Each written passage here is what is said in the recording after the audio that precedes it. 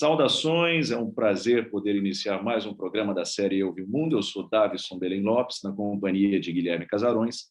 Teremos a honra hoje de entrevistar um dos vultos da nossa República. Como se diz no futebol, ele jogou em todas as posições. Serviu à governadoria distrital, serviu também ao nível federal, tanto no parlamento quanto no Ministério da Educação, e tem uma passagem importante como primeiro mandatário de uma universidade federal brasileira também. De quem eu estou falando, Guilherme Casarões? Davison, bom dia a todo mundo que está nos assistindo. Bom, nós temos aqui diante de nós um professor universitário, um educador, que é engenheiro de formação, mas que percorreu todos os caminhos da vida política possíveis e imagináveis. Foi senador por 2 mandatos, ministro de Estado, governador do Distrito Federal. E a gente está falando de ninguém menos que Cristóvão Buarque. Cristóvão, muito obrigado por ter aceito esse convite. É um prazer enorme poder falar contigo. Eu que agradeço a vocês dois, Guilherme, e da satisfação que eu tenho de estar aqui nessa manhã de sábado, num frio muito grande em Brasília, conversando com vocês. Senador, o nome do programa que a gente tem já há 2 anos é Eu Vi o Mundo, né? E a inspiração do programa principal é uma obra do Cícero Dias, conterrâneo, pernambucano, que fez uma obra maravilhosa chamada Eu Vi o Mundo, e ele começava no Recife. O senhor é pernambucano do Recife. Como é que o senhor descobriu o mundo? Nós, pernambucanos, somos muito pretensiosos, né? Nós achamos que o mundo que vem conhecer a gente. Ali, os modestos pernambucanos, ou seja, a parcela modesta, diz que o Capibaribe e o Beberibe se encontram para formar o Oceano Atlântico. Mas os que não são modestos lembram que essa divisão dos oceanos é uma criação dos geógrafos. Os oceanos são todos um só. Todos eles formados a partir do Capibaribe e do Beberibe. Então, o Cícero, você lembrou bem, ele tem essa visão, mas não só ele, muita gente tem. A verdade é que qualquer pessoa, para qualquer um, o mundo começa no seu bairro, onde você vive, começa na sua cidade, no seu povo.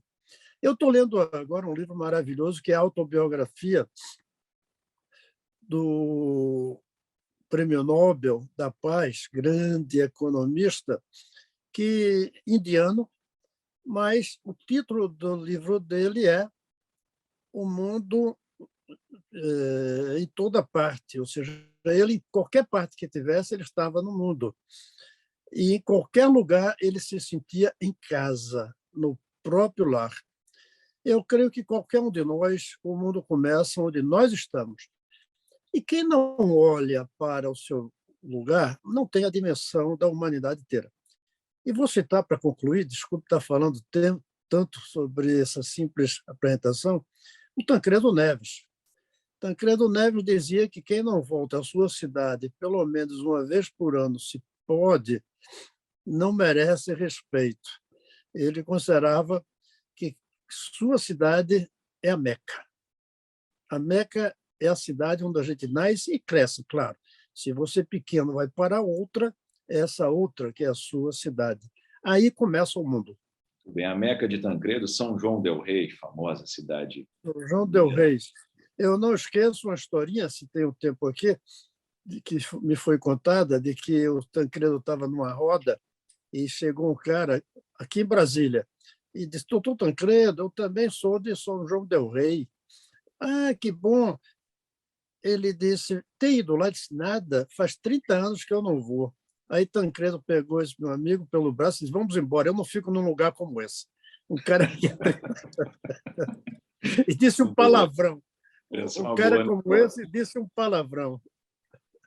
Senador, o senhor se exilou muito ao longo da vida, né? O senhor, por força dos vínculos de trabalho acadêmicos, o senhor teve que morar em outros lugares do mundo e revisitando a sua biografia, eu descobri até alguns dados que eu não tinha de saída, que o senhor trabalhou para o Banco Interamericano de Desenvolvimento lá no início da sua trajetória, e chegou a morar no Equador, em Honduras e nos Estados Unidos.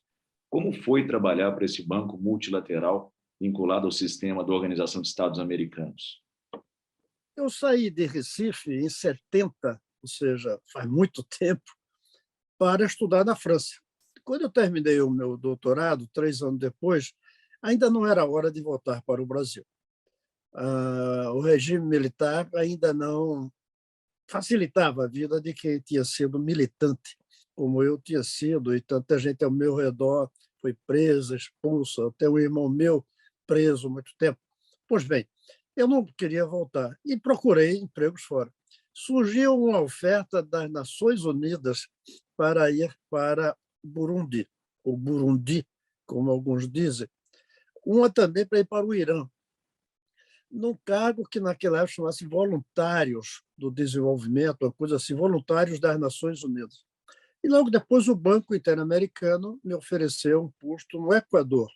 Claro que profissionalmente, até que mais perto do Brasil, e condições profissionais muito melhores do que a de voluntários, que era só para jovens, e eu fui para o Equador. Do Equador, depois de 9 meses, me mandaram para Honduras, onde eu passei um tempo muito bom, quase 2 anos, no Equador 9. E aí me ofereceram um posto permanente em Washington, onde eu fiquei 4 anos. Então, no total, eu fiquei 6 anos com o Banco Interamericano. Você perguntou, o que é trabalhar no banco? Veja bem, primeiro, o cosmopolitismo, embora não tanto quanto o Banco Mundial, que é muito mais, mas é um cosmopolitismo do continente inteiro. Eu aí descobri, de fato, aquilo que eu lia pouco ainda quando eu estava no Brasil, que é a literatura fantástica, do realismo fantástico, eu descobri ali. Ali que fiquei amigo do Vargas Llosa, ali que conheci os escritores latino-americanos, aí que comecei a ler Borges também. Além disso, você cria conexões de pessoas no mundo inteiro.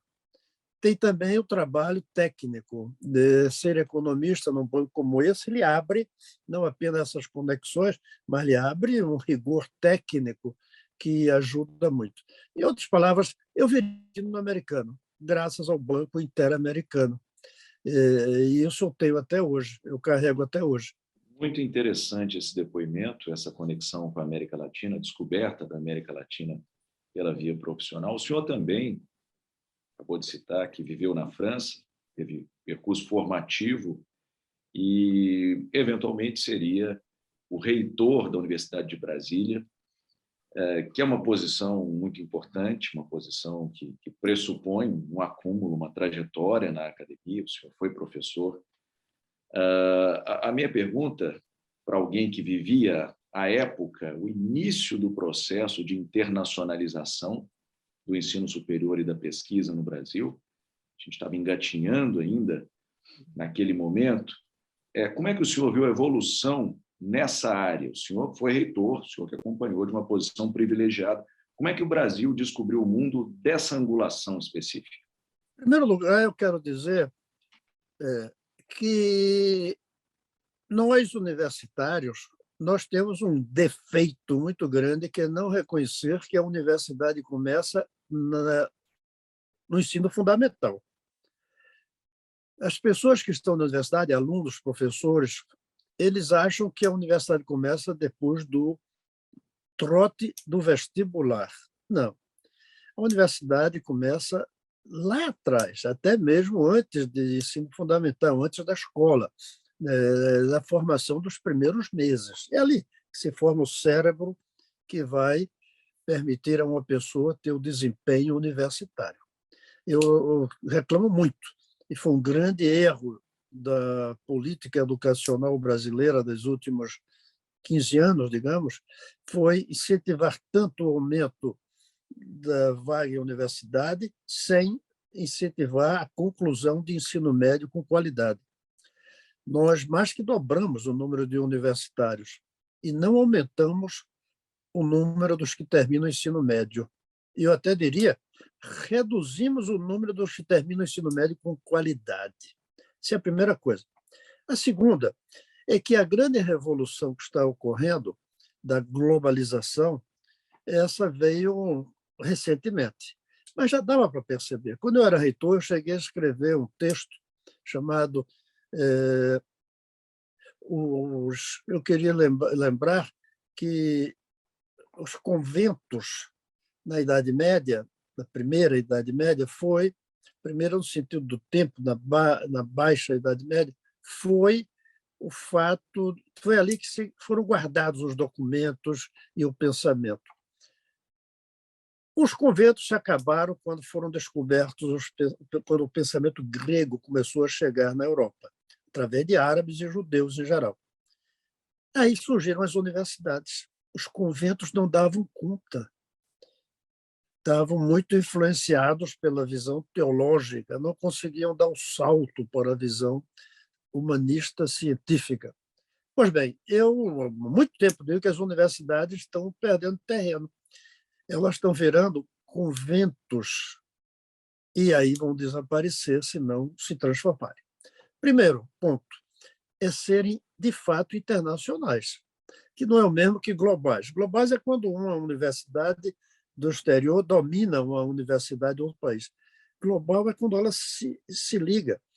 E mais de 30 anos atrás, eu dizia que vai chegar o dia em que as universidades não terão endereço físico, o endereço será eletrônico, como nós estamos falando aqui agora. Nosso endereço é um simples endereço eletrônico, é o link que você mandou. As universidades vão ter que se integrar, todas elas. Não é dizer que vai ser uma só, não, mas a convivência tem que ser. O pensamento, cada vez mais, vai ter que ser feito em escala mundial, não mais em escala local. Embora os problemas continuem locais. Mas o próprio enfoque de um problema local tem que ser numa perspectiva global. A universidade precisa se globalizar, universalizar, humanizar no sentido da humanidade inteira e não mais das nações. A universidade, felizmente, vai fazer isso antes da política. Lamentavelmente, a política vai demorar. E por isso é que eu acho que um dos grandes problemas da política hoje é que a democracia ela é o resultado dos votos nacionais. Aí não capta os grandes problemas do mundo, como o problema do meio ambiente. É difícil um eleitor votar aqui no Brasil, levando em conta que as geleiras dos Andes estão derretendo. É difícil essa sensação do problema planetário na tomada de decisão de um eleitor na hora de votar quem vai ser o seu presidente, o seu deputado. O problema da migração. A Europa, o eleitor quer barrar a migração. Não vai dar mais para barrar a migração de milhões atravessando o Atlântico. Vão descobrir formas cada vez mais simples de entrar. Eles vão chamar de invadir a Europa, os europeus. Eu, em vez de dizer invadir, eu digo entrar. A democracia não vai captar. Além disso, o eleitor ele tem uma visão de curto prazo, ele pensa no máximo os próximos 2, 3 anos. Hoje, com esse poder da tecnologia, nós tomamos decisões que repercutem por 20 anos, 30 anos, 50 anos, como quando punham a central nuclear. Pois bem, a democracia está se esgotando, porque ela nasceu na Grécia para uma cidade, ela evoluiu para um país, para uma nação, mas ela não consegue dar o passo para o mundo integrado que a tecnologia e a geopolítica dos outros anos forçou. A universidade, eu acho que mais facilmente vai dar esse salto para o mundo do futuro do que nós políticos. Veja que eu falo nós professores e nós políticos, porque eu tinha os dois chapéus. Hoje eu não tenho mais. Por fora do processo político eleitoral, eu antes era um político que escrevia nas horas vagas. Agora eu sou um escritor que faz política nas horas vagas. Mas a política vai ter essa dificuldade. Os políticos vão ter essa dificuldade. A universidade ainda tem. Ainda é provinciana. No caso do Brasil, não se fala idiomas.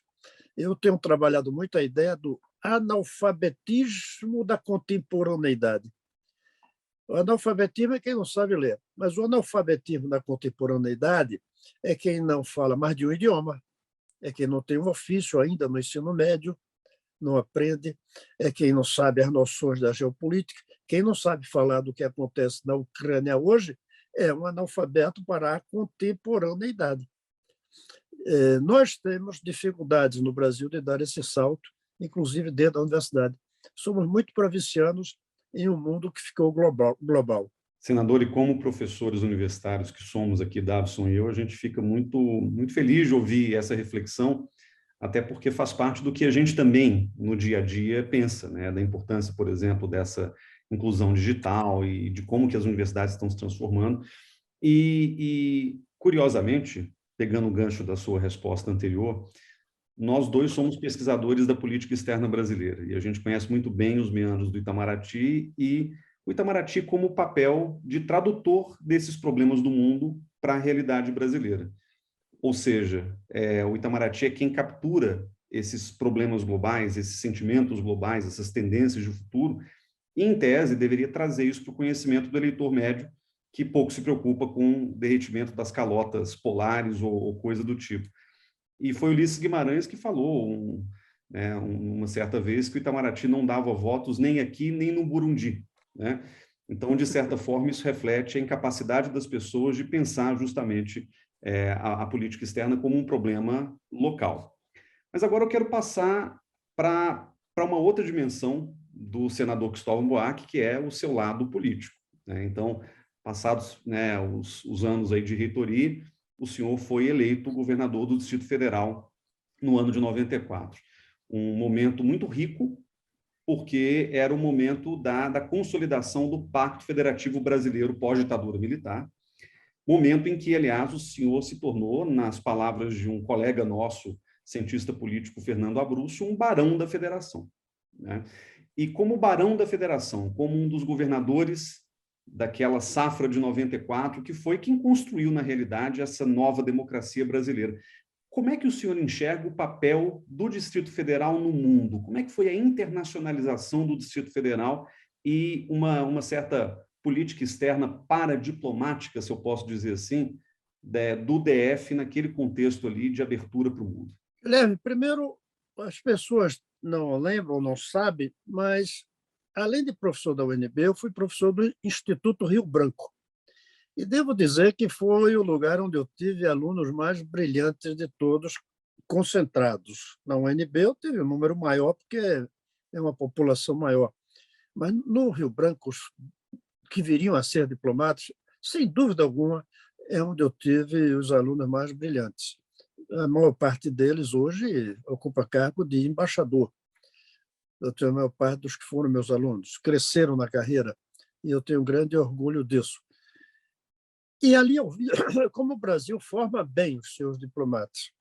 Talvez seja o país que melhor forma. Tem outros países também, diversos, que têm academias. O cargo de diplomata não é um cargo escolhido pelo presidente da República. Aqui, o embaixador tem o presidente da República que escolhe, mas passa pelo Senado. Mas raros no Brasil são escolhidos se não forem da carreira. Quanto ao Distrito Federal, eu quero dizer que quando eu decidi voltar para o Brasil, logo que começou a chamada abertura, eu voltei para o Brasil quando o Figueiredo tomou posse, dava para perceber que haveria uma abertura, e muitos começaram a voltar, e eu tive a sorte de não ser exilado mesmo, eu tinha um passaporte todo o tempo, decidi voltar. Eu ia voltar para Recife, mas queria ficar um tempo no que lá nordestinos a gente chama o Sul. Então, eu queria ser professor, e nada mais do que professor. Eu tive uma proposta na UFRJ, tive uma proposta da Universidade de Campinas e da UNB. Na época, foi o Edmar Baixa quem fez esse convite. Naquela época, não tinha o concurso formal. A seleção era feita pelos colegas, pelo departamento. Depois, sim, eu fiz um concurso para titular, mas eu já estava dentro. Eu vim para ser professor 2 anos e voltar para Recife. Já são 43 anos que eu fiquei aqui. E queria ser professor.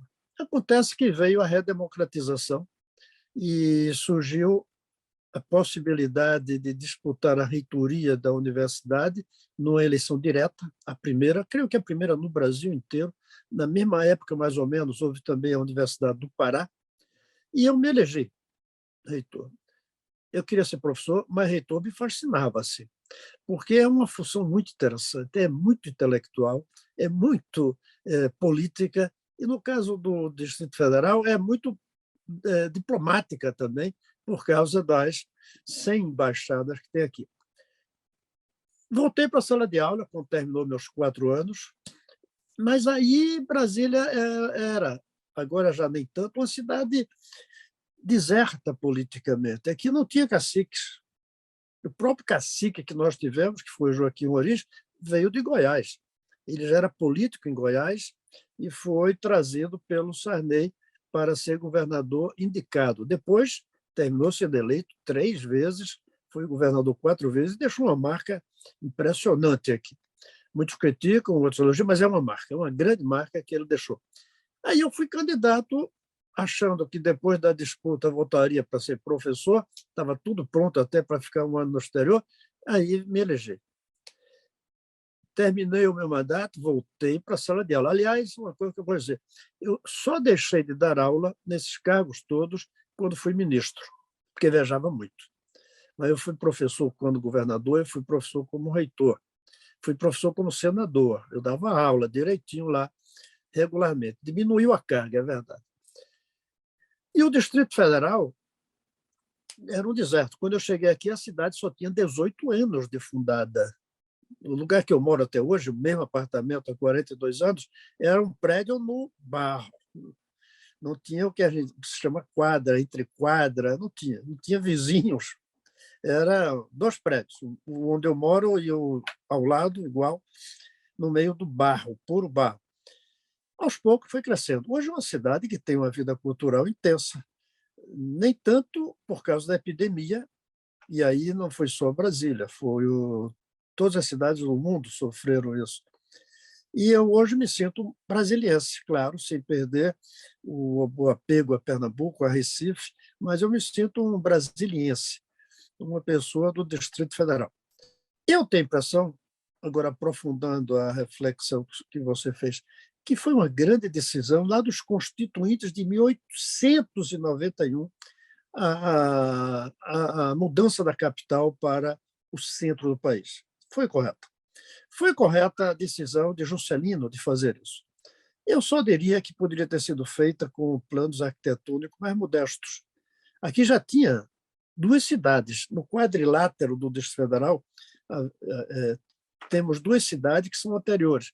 Podia-se ter escolhido uma daquelas 2 e ter construído a capital a partir dali, sem necessidade de ser absolutamente tudo novo. Então, podemos discutir isso.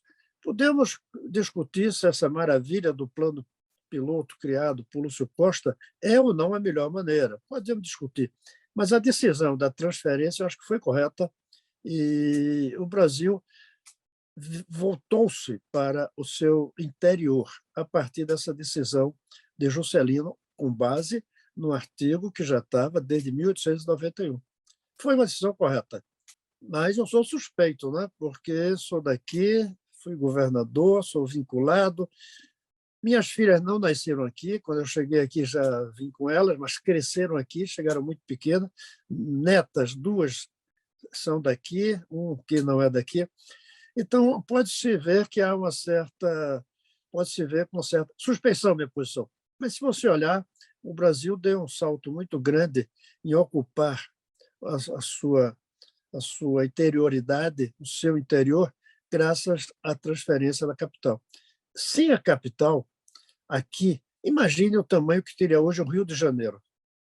São Paulo, que é quase litoral, mesmo Belo Horizonte, as cidades tradicionais, Recife, nós conseguimos fazer com que a migração não ficasse apenas do norte para o sul e todos em direção ao litoral. Conseguimos, nós brasileiros dessa geração, que ocupar o território nacional. E isso foi muito positivo, como a gente vê quando vai a Rondônia, Roraima, Acre, e aqui mesmo, Mato Grosso do Sul, Goiás. essa região toda foi ocupada graças à decisão de transferir a capital.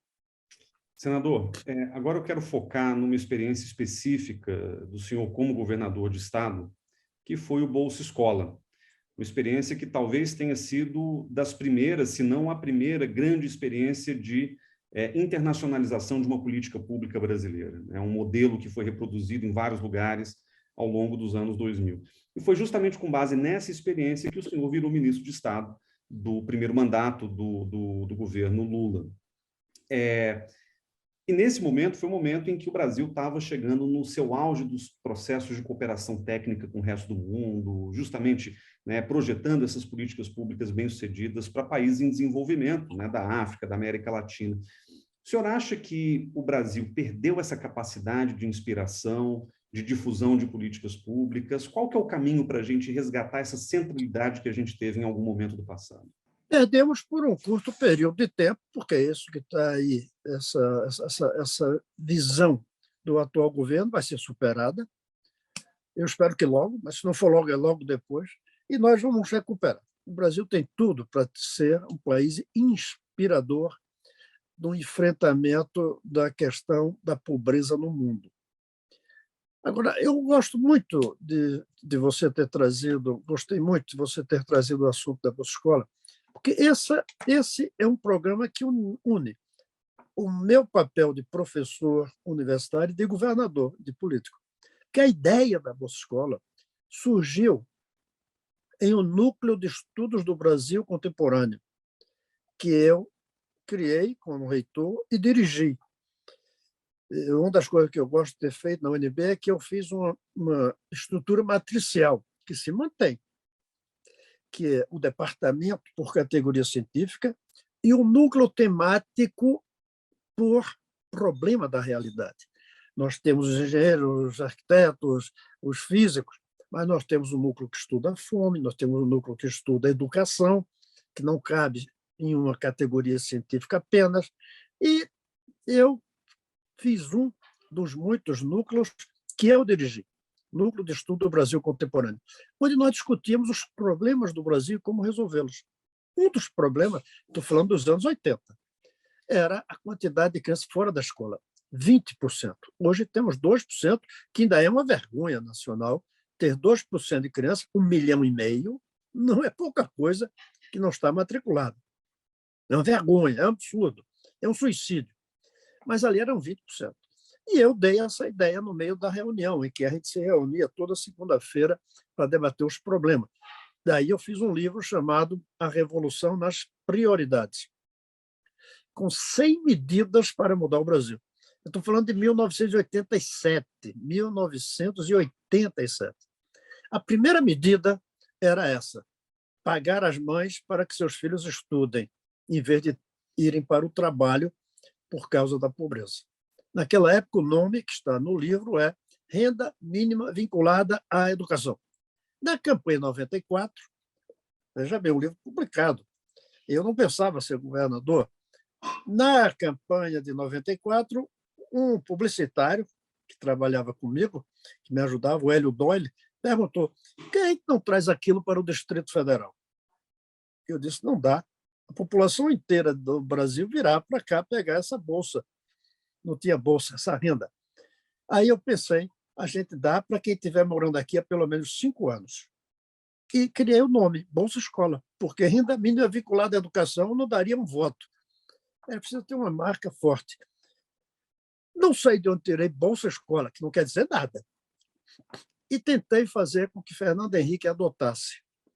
Ele demorou 5 anos. Só no segundo mandato que ele incluiu. Eu tenho as cartas que eu escrevi para o Paulo Renato, que é meu amigo, para a dona Ruth, para o Fernando Henrique. Mas, de repente, a ideia começou a pegar fora. A revista Time fez uma matéria sobre isso, em dezembro de 95. Depois, o presidente Zedilho, do México, mandou a própria esposa aqui a Brasília para ver como era que funcionava e criou um programa lá no México e, sinceramente, melhor do que o nosso, porque ele juntou educação com saúde, com formação das mães, com organização das famílias. Programa que eu creio que existe até hoje, embora tenha mudado do nome, como aqui. Então, a Bolsa Escola tem isso. E começou a se espalhar. Quando eu terminei o governo, criei uma ONG chamada Missão Criança e me dediquei a espalhar isso pelo mundo. O Unicef, o Unesco, Banco Mundial, Banco Interamericano, OIT, me levaram para viajar, fazendo propaganda dessa ideia. E a Missão Criança começou a financiar, com o dinheiro que eu captava de empresários, em diversos países. Colocamos Bolsa Escola em São Tomé e Príncipe, em Moçambique, em Angola, na Guatemala, na Tanzânia, uma experiência belíssima que nós tivemos de globalização do bem, como eu chamo, com financiamento da Inglaterra, na Tanzânia, mas foi fruto de um encontro que eu tive com tanzanianos em Washington. Então, a Bolsa Escola se espalhou. Mas não é só a Bolsa Escola. O que eu formulei, aí eu já falo como professor, aí já a partir do governo, foi a ideia de soluções simples para resolver grandes problemas sem esperar o desenvolvimento econômico. É uma ideia que eu acho que é diferente, que eu uso até a palavra desempobrecer, o verbo, para dizer, antes de ser... Você pode sair da pobreza sem ficar rico.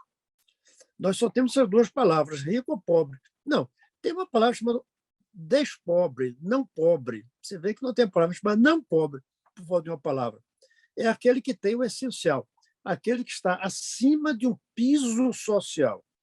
Eu tenho trabalhado a ideia de que a utopia que eu desejo não é mais da igualdade plena, todo mundo com a mesma renda, como o socialismo dizia. Não, eu quero todo mundo acima de um piso social e abaixo de um teto ecológico. Por mais rico que seja, não poder destruir a natureza com o seu consumo perdulário. Tem um limite. Você pode ter renda, mas não pode ter um carro de mais de tantos cavalos. Dentro em breve não vai poder ter carro movido a gasolina, tem que ser elétrico. E essa eletricidade não pode vir do carvão, terá que vir de processos sustentáveis. Pois bem, todo mundo tem que estar acima de um piso social. Nesse piso tem bens que são compráveis, como comida, então precisa de uma renda, talvez uma transferência de renda para quem não tem emprego. Mas os outros bens essenciais não virão da renda. Educação virá de ser pública, saúde virá de ser pública, cultura virá de uma certa publicidade, transporte público é privado, você paga seu transporte, mas o Estado também influi na definição das tarifas. Nós precisamos de uma missão desempobrecimento no Brasil. Não dá para esperar o desenvolvimento econômico, até porque ele não eliminou a pobreza. Não eliminou. Aquela ideia de que, se você desenvolve um país lá pelo topo, pelos ricos, a renda se espalha, que os gringos chamam de spread down, ou seja, o espalhamento para baixo, não funcionou, não funciona. Tem uma barreira. Nós temos que ter uma missão concreta. Como os americanos fizeram missão à Lua, né? Kennedy disse, em 10 anos vamos chegar na Lua, foi uma missão. A gente precisa de uma missão. Vamos fazer com que em tantos anos não haja pobreza no país. Não quer dizer que as pessoas serão ricas, não quer dizer que vai haver igualdade ainda, mas ninguém vai estar abaixo de um piso social. O meu governo federal criou diversos programas nesse sentido, que eu chamei de incentivos sociais. Por exemplo, um que eu acho muito bonito. Nós pagávamos a uma pessoa para se alfabetizar, mas se você pagar por mês, a pessoa nunca vai dizer eu me alfabetizei. Então, nós temos um programa pelo qual comprávamos a primeira carta que a pessoa escrevesse em sala de aula. Depois de 3 meses de aula, porque senão o cara podia chegar sabendo ler, escrevia a carta e pegava o cheque dele. Não, tinha que ficar pelo menos 3 meses de aula. E aí dizia, eu já sei ler. Umas pessoas disseram, mas o cara pode chegar sabendo ler, ficar 3 meses assistindo aula e fazer. Eu disse, bem, esse aí dá o dinheiro pela paciência de assistir aula já sabendo ler, de como é que BA é BA. Então, são programas desse tipo que eu chamei de incentivos sociais, que é a saída para o Brasil. Contratar pessoas para que ponham saneamento na casa. Tem que ser organizado isso. Contratar pessoas para plantar árvores, para pintar a escola onde o filho estuda, a Bolsa Escola, pagar para que o filho estude. Eu não defendo a ideia de renda mínima incondicional, porque claro que ela é boa, ela é generosa, não vou ficar contra, mas ela não resolve a pobreza. O que resolve a pobreza é a oferta de comida, transporte público no setor urbano, saúde, são bens, educação, são os bens e os serviços. O dinheiro, só se fosse renda máxima, renda mínima não tira da pobreza. O senhor está citando uma coleção de políticas públicas. Eu queria levar essa conversa para uma específica, que é uma política pública sintética. Ela é síntese de uma série de outras áreas temáticas, que é a política externa. O senhor concorreu à presidência da República em 2006, teve mais de 2,5 milhões de votos. Na ocasião, a chapa era composta pelo senhor na cabeça e o finado senador Jefferson Pérez também. Eu fiquei me perguntando, ao me preparar para essa entrevista, e fazendo um exercício contrafactual. Senador, como teria sido a sua política externa tivessem sido eleitos o senhor e Jefferson Pérez naquele momento? Sinceramente, dar continuidade à política externa, sobretudo de Fernando Henrique Cardoso e Lula. O Lula, junto com Celso Amorim, eles colocaram, aproveitando, claro, que Fernando Henrique, de certa maneira, semeou, eles colocaram o Brasil no ponto mais alto da nossa política externa. Eu até chamo eles dois de Lula-Amorim. Eles viraram uma espécie de entidade, como foi lá atrás Pelé e Coutinho, que jogavam. Nós conseguimos posições importantes em órgãos internacionais, como a FAO. Nós conseguimos aquele acordo junto com a Turquia, o Brasil, para enfrentar o problema das usinas nucleares do Irã. O Brasil esteve presente. O Lula virou um personagem mundial ao exportar a própria Bolsa Família, que, diga-se passagem, ele não queria antes. O Lula não tinha simpatia pela Bolsa Escola, mas quando ele pegou a ideia, ele fez o que o Fernando Henrique não fez. O Fernando Henrique pegou a Bolsa Escola aqui do DF, depois de 5 anos de insistência, levou para o Brasil. Isso aí é um mérito. E teve uma generosidade rara em política. Manter o nome que eu, que era do Partido dos Trabalhadores, tinha criado. Qualquer outro teria mudado o nome, como, aliás, o Lula mudou, como o Bolsonaro mudou agora. O Lula demorou, mas quando ele pegou, ele disse, bem, esse é o meu programa. Levou para o mundo, ajudou muito. Eu não teria feito diferente, não. Até porque é uma das poucas coisas que o Brasil tem que não é do governo. A política externa brasileira é uma das raras ações no Brasil que é do Estado. Os militares não foram ruins em política externa. Os militares, apesar da submissão política aos americanos, foram os militares que reconheceram Angola. O primeiro país a reconhecer Angola foi o Brasil. O Brasil esteve presente na África durante os governos militares. Nossa política externa ela tem ou tinha uma tradição que foi quebrada pelo atual governo, que tem uma despolítica externa terrível, desfez, que era. Apesar de que o atual ministro até que tem, de vez em quando, demonstrado lucidez e até mesmo discreção, que é uma coisa importante em política externa. Sua pergunta é muito boa. Aliás, você me lembra o seguinte, eu publiquei, o Ciro Gomes tem dito que ele é o único candidato que tem um livro, mas eu publiquei um livro com o meu programa. O título era Como Fazer a Revolução pela Educação. São 46, se eu não me engano, capítulos, problema por problema, e como fazer, não é blá, blá, blá. Eu tinha o que fazer. Eu não lembro o que é que eu coloquei para a política externa. Eu vou até olhar, eu tenho aqui um exemplar, porque eu tenho a impressão que já estava presente. A política externa já vinha bem, e Fernando Henrique e Lula conseguiram colocá-la no ponto mais alto que nós já tivemos. Senador, ainda no tema de política externa, só que agora sob um outro ângulo. Voltou nos últimos 3 anos um debate que a gente dava meio que por superado a respeito de uma grande teoria conspiratória sobre a internacionalização da Amazônia, que inclusive o presidente Bolsonaro capitalizou, né? Ele usou isso de maneira muito sistemática para poder defender até um certo isolamento internacional em resposta a essa suposta ganância sobre a Amazônia por parte de organismos internacionais e países e tudo mais.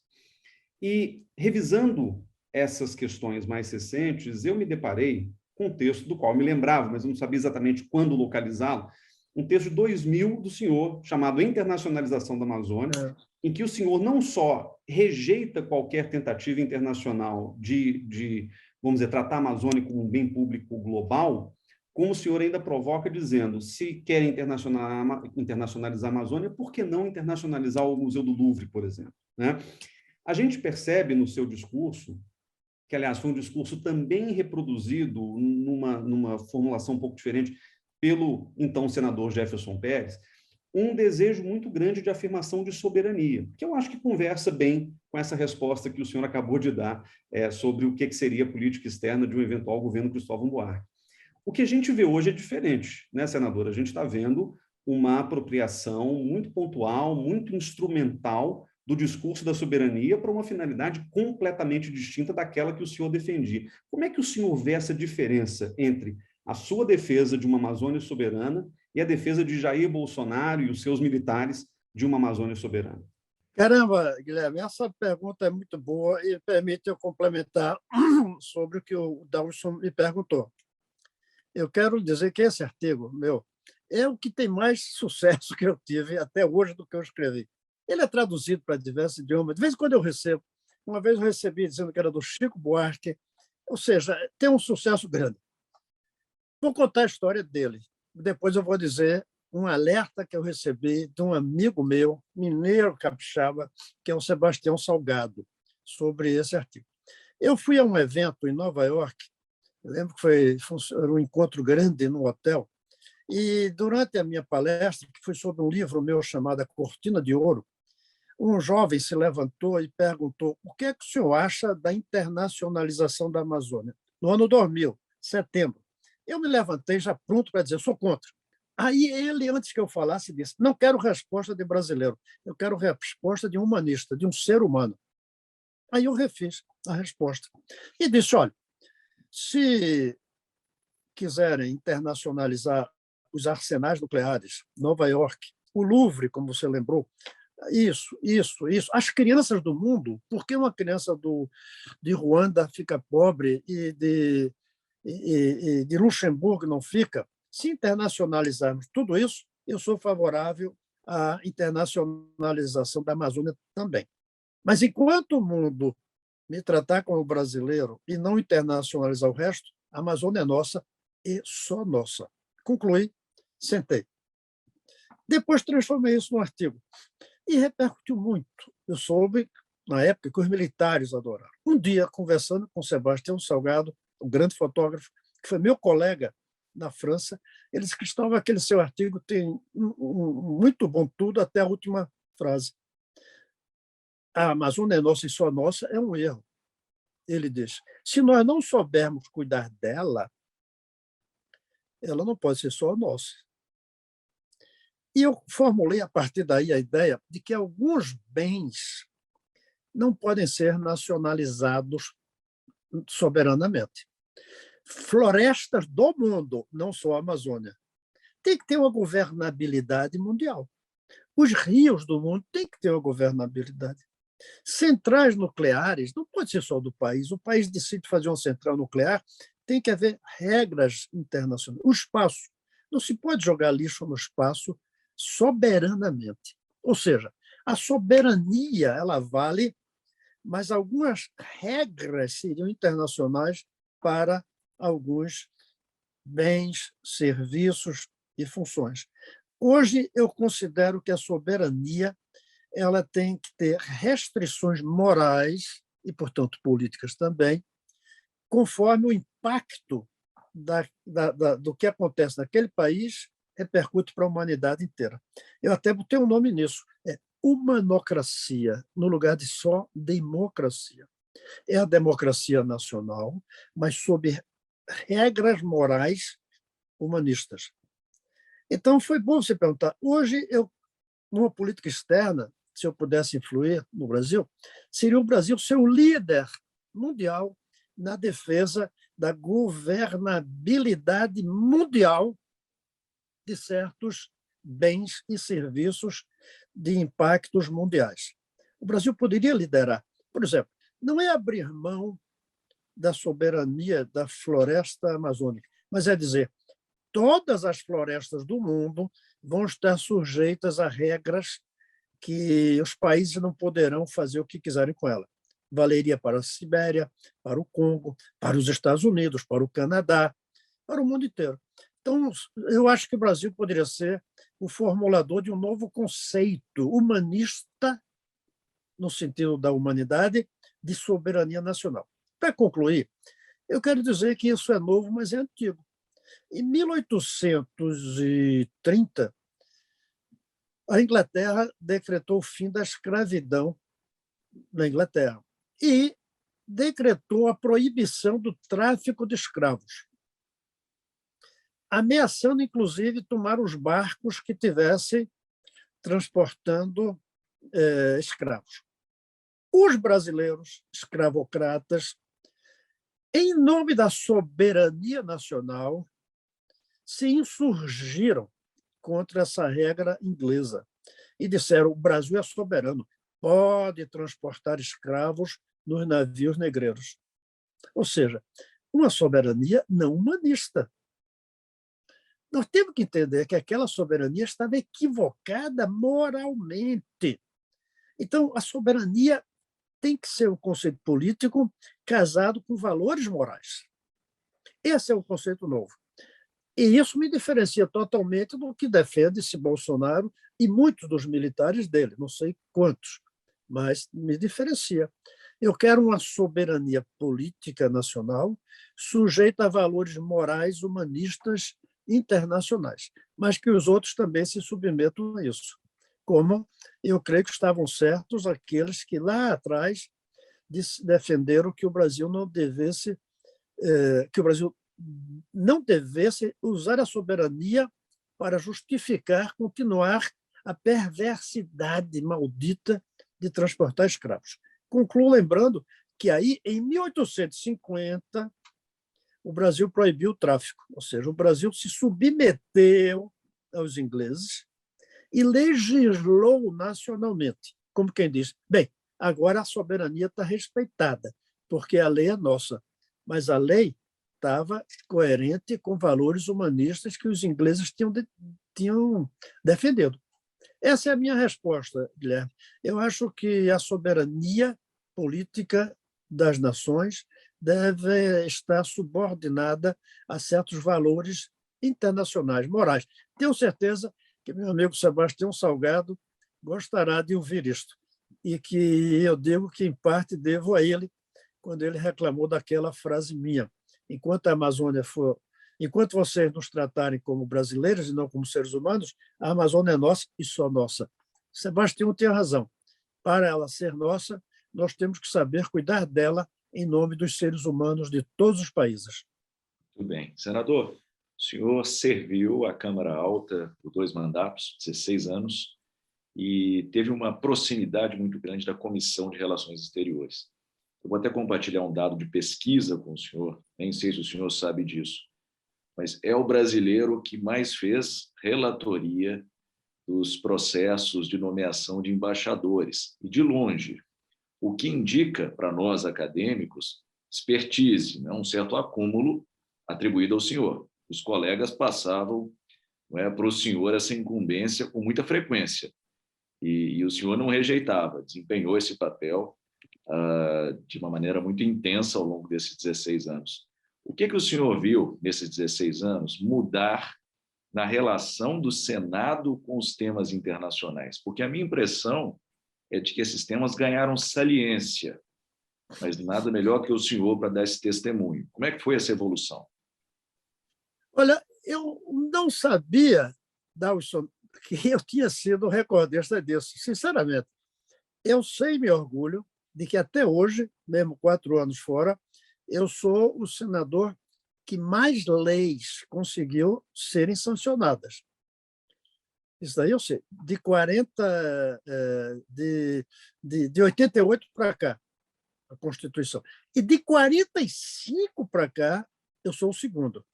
Só um tem mais leis que possam levar o seu nome. Algumas importantes, como o piso nacional do salário do professor, a obrigação de vaga a partir dos 4 anos, a obrigação de vaga na escola até os 17. Outras menos importantes, como o Dia do Historiador, que muitos acham que não é importante, mas eu acho. Colocar Joaquim Nabuco no livro dos heróis, foi uma lei de minha autoria, então, mas não sabia desse recorde de pareceres. Deve ser pela minha relação com o Instituto Rio Branco. Uma parte desses devem ter sido ex-alunos meus, ou amigos, conhecidos. Fico contente. Agora, até hoje, de fato, o Brasil é um país provinciano. E o nosso Senado não é diferente, nem a Câmara de Deputados. Nossos parlamentares. Uma vez, uma pessoa do exterior me chamou a atenção de que ele tinha dificuldade em circular aqui. Um embaixador estrangeiro, quando vinha estrangeiro, raríssimos parlamentares do Brasil falam algum idioma além de português. É uma pena isso. Que quase nenhum fala mais de 2 idiomas. E eu, pela história, tive a sorte de ser fluente em 4, de fazer palestra e tudo. Pela minha vida, não por mérito meu, eu que morei nos países. Então, eu sempre tive interesse. Eu só fui permanentemente de comissão de 2, educação e relações internacionais. As outras, eu era um ano de uma, outro ano de outra, outro ano de outra. Essas 2 eu fui todo o tempo. Por uma vocação, talvez, pessoal, e porque a educação, para mim, é o vetor do progresso. O vetor do progresso, para mim, não é a economia é uma consequência da educação. E hoje o Brasil tem uma barreira que não deixa a gente crescer nem evoluir por falta de educação. E outras coisas também, obviamente, mas essa é fundamental. E do lado de cá dessa barreira tem um atoleiro político. Esse atoleiro político ele é, em grande parte, resultado do baixo nível educacional de todos nós brasileiros. Então, educação. E relações internacionais, vai ver que é porque eu nasci no ponto do planeta mais distante de uma fronteira internacional do mundo. Pegue um compasso, coloque em Recife, pode ser João Pessoa também, pode ser Maceió, ali, pode ser a Cidade do Cabo, perto disso. Ponha um compasso, abra dali até a fronteira mais próxima, que ou é na África ou é na Guiana.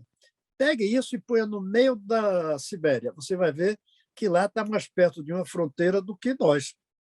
Ponha no meio dos Estados Unidos, está mais perto do Canadá ou do México.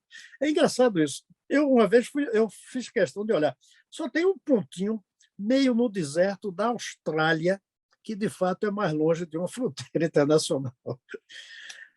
Brincadeira à parte, eu creio que o Brasil, por ser distante, deveria se cuidar mais da parte internacional. Nós somos distantes do mundo. Nossas fronteiras estão isoladas, ou no outro lado do Atlântico, na África, ou lá depois da Amazônia, da floresta, que é no Peru, no Equador, na Venezuela. E o tamanho. Nós somos o 5º maior do mundo, mais ou menos a mesma coisa em população. O Brasil tem que olhar para o exterior. O Brasil não tem direito de ser um país provinciano. É isso que me levou a dar importância a relações internacionais no tempo que eu fiquei no Senado. Eu não fui 8 anos, porque eu fiquei 1 ano fora do Senado no Ministério da Educação no governo Lula. Então, eu fiquei aquele ano fora. Mas, fora isso, os 7 anos seguintes, eu fui sempre da Comissão de Educação, da Comissão de Relações Internacionais e Defesa Nacional. A gente esquece isso. A comissão é das 2 coisas. Eu até usei isso num artigo na semana passada, em que,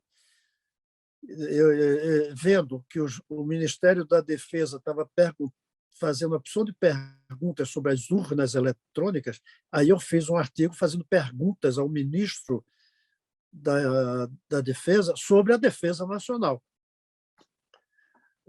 uma lista grande de perguntas, mostrando a fragilidade que vem de falhas do Brasil sociais, e que eles não ligam para isso. O fato de que 12 milhões de brasileiros não sabem, não conhecem a bandeira.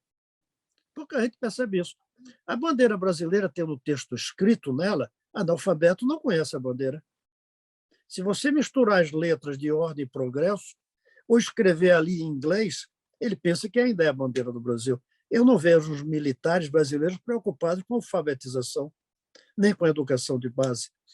Aí, nesse artigo lá, eu coloquei, eu sou pouco experiente em defesa nacional, como os generais são pouco experientes em apuração de votos.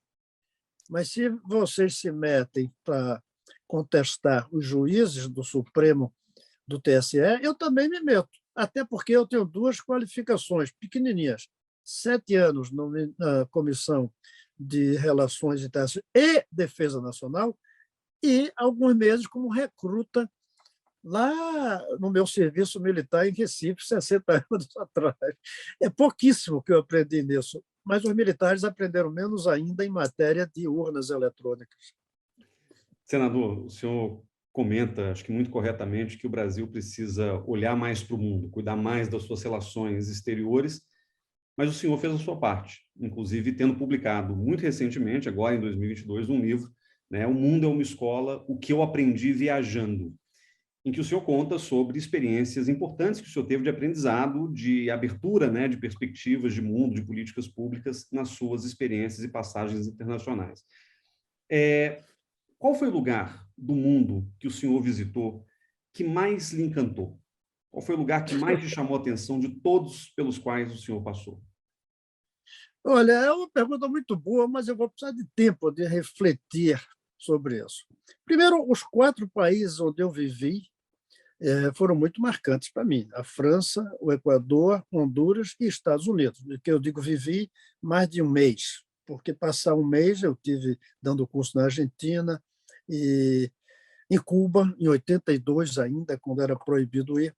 Esses países eu tenho dívida com eles. Me receberam e eu aprendi muito. O meu capítulo sobre a França, as pessoas reclamaram porque eu fiquei 3 anos e escrevi 2 ou 3 páginas nesse livro. Porque não é uma biografia, não é uma autobiografia. Eu apenas peguei uma parte. O que é que a França me ensinou? A ver o mundo. A França é uma janela para o mundo. Paris é uma janela. Graças, inclusive, a um jornal chamado Le Monde, que eu lia todo dia, salvo domingo, que não saía. Então, foi uma janela. As livrarias, os museus, a convivência internacional, que eu vivi os 3 anos na casa da estudante tunisiana, na cidade universitária. Então, Paris me fascinou, e eu tinha 26 anos, então, jovem em Paris, casado, na verdade, mas jovem. Pois bem, Paris me bastou. Os lugares que eu morei, eu saí chorando quando fui embora de gostar deles. Não tenho que reclamar de nenhum. Não sei qual. Eu tenho um fascínio grande pela África do Sul, porque eu acho que é um país mais parecido com o Brasil, do ponto de vista social. Eles tiveram um apartheid racial, nós temos um apartheid social. Agora eles estão com um apartheid social no lugar do racial. Cada vez se parece mais com o Brasil. A África do Sul é um país que me fascina muito, mas não sei dizer, Guilherme, qual ou quais até eu diria esse aqui me fascina. Não sei, não tenho essa clareza. Eu me fascino pelo mundo. Senador, já lhe agradecendo pela conversa fabulosa, muito agradável e densa ao mesmo tempo. Muito esclarecedor conhecer melhor Cristóvão Buarque, sua visão do mundo. E eu vou, então, lhe oferecer um novo desafio. A esta altura, tendo visto tantos lugares, o que ainda falta ver? O que o senhor ainda gostaria de conhecer no tempo da sua vida? Eu gostaria muito de ir ao Butão. Butão é um país, eu ia dizer pequeno, não existe país pequeno na Ásia. Né? Butão é um país que conseguiu formular na Constituição a ideia do casamento entre os seres humanos e a natureza, entre o desenvolvimento econômico e a sustentabilidade. Eu gostaria de ficar alguns dias ou semanas estudando como é que o Butão consegue formular essa relação. Tem uma parte, claro, provavelmente aí, que dificulta para nós, que é a visão do budismo. O budismo carrega dentro de si uma relação melhor com a natureza do que as religiões chamadas abraâmicas, e o cristianismo, especialmente. Para o cristianismo, para as religiões abraâmicas, Deus fez os homens para dominar a natureza. Esse é um problema que nós carregamos, está dentro da gente. Já o budismo, o ser humano é para casar com a natureza. Isso daí faz uma diferença.